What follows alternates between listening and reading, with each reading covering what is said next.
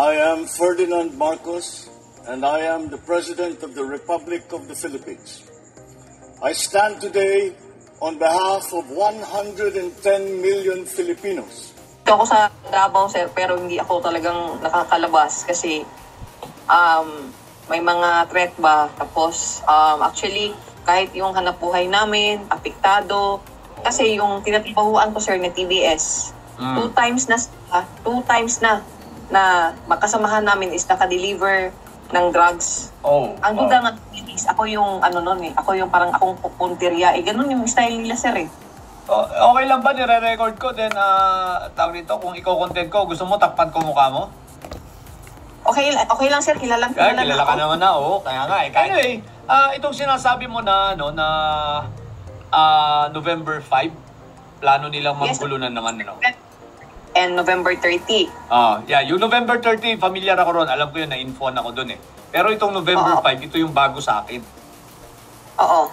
Ano kasi to, sir, eh, sinabi ng aming, na nag-info sa akin is that, ngayong November 5, meron silang gagawin na gulo. Although, sabi ko, hindi nyo magagawa yan kasi kailangan nyo ng permit. Correct. Alam nyo, sir, kasi kapag pera ang pinalipad nila, lalo na ngayon, sir, ang narinig namin is that, funded na sila ngayon ng China. Narinig ko na rin yun. So funded na sila ng China.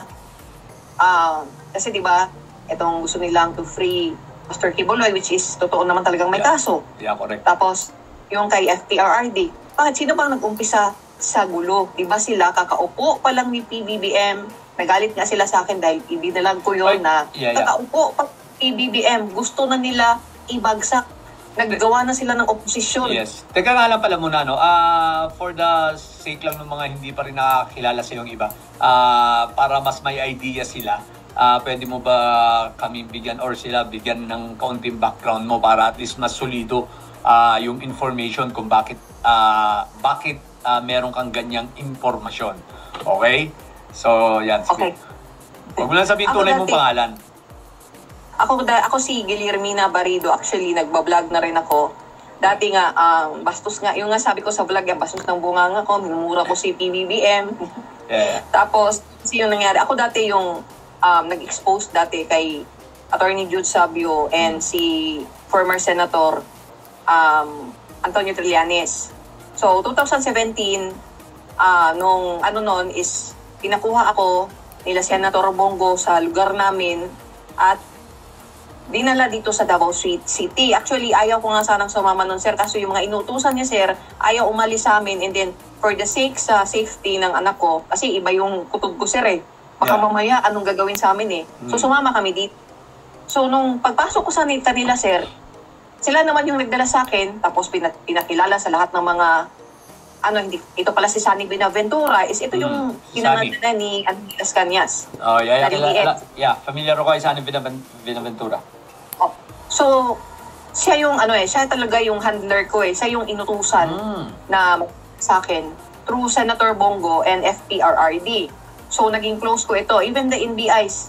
The NBIs na, yung mga taga Davao, sir. So, siya akong mga nalaman. Most especially within the group, marami akong nalaman na ito nga, parang nagsisi nga ako na winarningan na ako na kapag nakapasok ka sa kanila, once na lalabas ka, ipapapatay ka nila. So yun yung nangyari sa akin na actually last year sir, isa sa pinag-awayan namin is that yung fake na video ni PBBM. Itong nagda-drugs. Oo, yung face swap, no? Yung face swap. Tama yung sinabi ni mga pebbles ko na kung tutusin, ayaw ni FPRRD noon. Kasi nga, halata na face swap. Pinagpilitan itong Maharloka. Okay, and then the SMNIs. Hindi naman yung SMNI na member sa KOJC, kundi itong mga admin ng KOJC para lang i-destabilize si PBBM, no? So, noon sir, wala na ako ng gana kasi actually ako naman talaga is hindi katulad dito sir na close ko yung mga vlogger. Sa kanila kasi sir, minsan nagkaka-disagreehan kami. Ayaw ko kasi na hindi totoo yung mga fake news, yung mga kabastusan. Ayaw ko ng ganun. Tapos ngayon sir is that, nung September 8 kasi sir is, umalis ako sa Maisog. Morning yun sir, umalis ako sa Maisog. meron ng mga sabi sa akin, sana mamatay ka na, mamamatay ka na, na mga term. May mga text sa akin na pagka September 8 ng gabi, sir, kasi nagmotor kami, sir, pauwi ako sa amin. Actually, 3 sana kami. Kaso, nung naghiwalay kami sa isang lugar, gusto kong samahan ni Manong kasi natatakot na siya para sa akin. Sabi ko, wag na, ako na lang. So, dumiretso ako. Habang, kasi nagmamotor ako, sir, may sumunod sa akin na sasakyan. Yung nga, sinisigawan ako. Bakit sino ka ba? Mayabang ka? Nagbibisaya. So, huminto ako, sabi ko, sir, nag-share pa po ako, sir, ano bang niyabangan ko? Siya, nananibago ka sa ilaw? Anong ilaw, sir? Tapos yung nakita ko na merong binubunot, sumibat ka na. Nagpatakbo na ako na motor. So, hinabol niya talaga ako, sir. Buti lang, sir. Doon na kami sa may Katitipan, sir. Siguro natatakot siya kasi yung yung Camp Katitipan. May mga pulis doon. Oo. Ang ginawa niya, sinagi niya na lang ako, sir. Talagang natalsik ako nun, sir. Yun yung merong naging sugatan ka, di ba? Na parang na-vlog mo yun Oo, sir. Doon talaga, sir. Halos 3 months na hindi ako nakatayo noon. Tapos ngayon, sir, di natural, nanawagan ako. Nag-email ako Presidential Action Center. Nagalit sila ngayon sa akin, sir. Yeah. Kasi nga dapat hindi ako sasalita. Kasi pala nalaman through the request of Office of the President na malaman kung sino yung nagbangga sa akin, sir. Ang nagbangga sa akin, sir, is biyanan ng anak ni Sani Binaventura. And then, grupo rin nila. Matik na, grupo rin po nila. Okay, to cut you short, no? So, ibig sabihin, yan yung background. Okay. Still, up to now, alam natin na so yung nandiyan ka pa rin kahit papaano, yung circle na dati mong ginagalawan, kahit papaano nakakakuha ka pa rin ng mga informations, right? Kaya nga yes, sir, kasi yung iba naman kasi, sir, is wala lang silang choice kasi takot sila. I agree, naintindihan kita. Kaya itong most likely talagang itong sinabi mo November 5 kasi hindi ito nahagip ng aking puting kabayo. Yung November 30 talaga. Actually, yung November 30 nga parang mas gusto nila agahan Hindi kaya ito yung sinasabi sa akin na mas maaga sila? Ahead of time gagawin nila tapos meron pang November 30? Oo, sir. Actually kasi, sir, di ba, sino ba ngayon ang nasa hot seat? Si Bongo. Bongo. Si Kibuloy is dadali na sa... Baka ito na nga kasi, di ba, nabanggit ko noon, sabi sa akin kasi ng ating puting kabayo na medyo merong isang gagawin silang mas maaga. Kaya lang hindi pa definite yung date noon. Sabi may mauunang isa bago susundan ng November 30, sasabay sila. So ibig sabihin, confirmed itong sinasabi mo kung November 5, nagkapetsa. So konfirmado yung sinabi sa akin ng aking source, no? Na may mauunang isa. So ito na nga pala 'yon. Sir, is worry sila, sir. So ang panggugulo nila, susugurin nila ang Malacanang. Yun ang gusto nila. Yes, sir.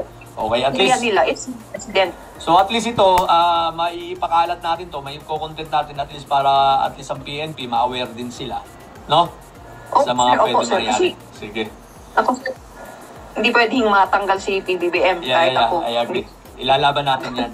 Kung ano pa yung mga pwede natin gawin. Pero sa ngayon, ito lang muna yung info na napakahalaga. Salamat sa information na ito. Ikalat natin ito para sa awareness na ito ay nagko-confirm ng sinabi rin sa akin na merong mauuna. Noon nga lang hindi ko alam kung anong petsa. Pero yung sinabi mo, November 5, ayos sa iyong mga nahagap dyan. So most likely at least makapag-prepare. Kung ito man hindi matuloy sa November 5, at least meron silang pinaplano. Kailangan ang PNP natin ay laging handa at ang mga kababayan natin maging aware din sila. Yes, sir, kasi yung mga official na dito sa mga DSWD, PCSO, ayaw na nilang sumunod. It is because sila, sir, na hanggang November na lang si BBM. Pero hindi mangyayari yun. Malabo pa sa malabo yun. At ito, ikakalat natin ito. Mag-iingat ka dyan. Salamat. Okay? Yun, narinig nyo mga kababayan. Dumaan po sa wall ko. Hindi ko alam kung anong ibig sabihin. Pero sabi nga ni Sir Alfred Mark Guzman, ang source natin, isa po siyang masugid na supporters ni Pangulong Marcos Jr. na talagang binibiran niya ito ang mga dailies sa kanyang mga account. Si Mark Alfredo, guys, ito po yung kanyang FB. Ayan, gusto nyong bisitahin at ipalo nyo. So dito sa sinabi ng babaeng ito, Alam niyo mga besa, baka sabihin niyo baka gawang kwento. Huwag tayo po masyadong magkampante, no? Ang number 1 na gagawin natin is prayers, no? Panalangin po sa Panginoon na gabayin at proteksyon ang Pangulong Marcos Jr., ang buong pamilya niya. And of course, yung mga gabinitis niya, ang Marcos administration, at ang bansang Pilipinas, naway hindi matuloy yung mga balak nilang masama sapagkat hindi naman talaga matutuloy yan sa mga plano nila. Dahil alam po natin, ang Pangulong Marcos Jr. na wala naman siyang ginawa kundi kabutihan, tulong, maayos ang bansang ito, malinisan, no? Tulad ng ginawa niya pag-expose sa mga korupsyon na dekada na nangyayari. Sa totoo lang, siya lang pinaka the best na Pangulo na matapang sa kasaysayan ng Pilipinas.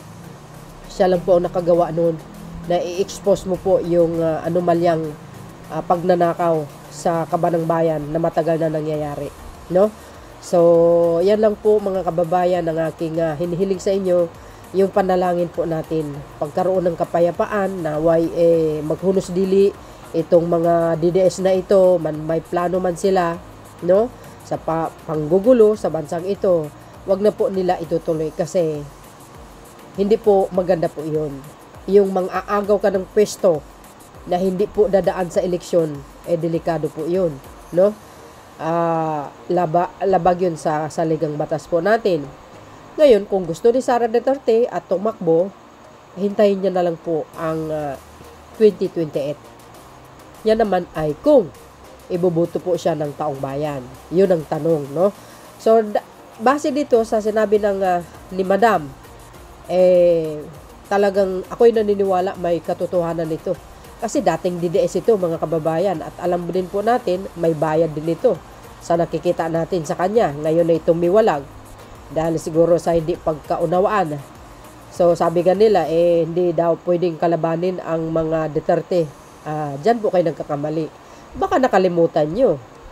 Pag yan uupo sa Malacanang, hindi ba kayo natatakot sa majority ng Pilipino na maaari siya mapatalsik? So, do you think makaupo yan sa palasyo? Kaya, guys, huwag na lang po siya mag-ambisyon. Iilan lang naman sila. Alalahan ninyo ang sandatang lakas. Binubuyo-buyo nila, para mag-withdraw. Pero hindi nila kaya. Hindi nila kaya kumbinsihin ang sandatang lakas natin. Bakit? Nakikita ng mga sundalo na kung gaano kagaling mamuno si Pangulong Marcos Jr. Hindi nila kayang talikuran ng commander-in-chief nila. 100% maniwala kayo. So, medyo may pagkadelikado din ang kanyang statement, mga kababayan. Dahil alam po natin si Buenaventura ay naimbitan po yan sa Quadcom. Isa sa pinagkatiwalaan ni Digong yan. At alam niya po ang buong nangyayari. Pagdating dyan sa mga quarry at saka laod na sinasabi ni Mr. Las Cañas. Tingnan nyo sa sinabi ni Madam. Talagang ako ay naniniwala sa kanya, sa totoo lang. At kawawa naman din ito. Sana mag-ingat po siya dahil delikadong buhay niya. Dahil sabi nga ni Peebles, mayroong Army Sara, ika nga Sara Army. So ibig sabihin, I think yung mga yung mga dating mga rebelde o kaya mga mga naawol na mga dating sundalo, baka yan sila, no? Or I think na hindi ko alam, guys, ito kaisipan ko lamang, baka nandoon si Gutesa sa Sara Army, no? So ito in my own thinking lamang. Hindi ko sinasabi na nandoon. Parang baka malay ko, baka nandoon, di ba? Kung totoo yung sinabi ni Peebles na mayroon Sara Army na talagang pinupunduhan niya, ginagastusan niya, siniswelduhan niya, ang kasundaluan maging magmatyag. At alam po rin natin ng Pangulong Marcos Jr., alam na po ang galaw ni Sara Duterte. Si PBBM pa, alam na yan ang galaw. O, di ba? Galaw ng mga Duterte, alam na yan. At saka kay Sara Duterte, magunos dili ka, madam. Huwag ka mga ago ng pwesto. Ha? Hindi ka matatahimik, maniwala ka sa akin. Oo. Oh, maraming majority ng Pilipino ayaw nilang ng gulo. Pero pag sumusobra naman kayo, siyempre baka mag-martial law uli. Mas maganda nga yun kasi tahimik. Totoo yun. Huwag kayo masyadong magpapalata sa panggugulo nyo. Kasi may kapangyarihan ng Pangulo para i-implement yung martial law na yan. Totoo yun. So, para sa akin mga kababayan, sabi ni Sir Alfredo Mark Guzman, ikalat natin ito para maging ma-inform ang sambayan ng Pilipino kung gaano ka-toxic or kasama itong mga tao na ito na gusto talagang manggulo. Sabi ko nga, subukan nyo tahimik ang mga Duterte na yan. Tingnan nyo, tahimik ang bansa. Di ba? Pero dahil sila po ang nanggugulo ngayon, no worries, mga beswa. Alam na ni Pangulong Marcos ang mga galaw ng mga yan. At siyempre, ang PNP, alerto na yan. Lalo yung sinabi ni DILG. Naka-alert na mga yan. So, alam nyo mga kababayan, ang Panginoon hindi po natutulog. Nakikita po tayo. So, dahil dito, kayo na pong balang umusga at panalangin lang po para sa katahimikan ng bansang ito. Thank you guys for watching. At courtesy po ni Alfred Mark Guzman, no? Ni Sir. See you again on my next upload. Bye bye bye and baboos. God bless Philippines.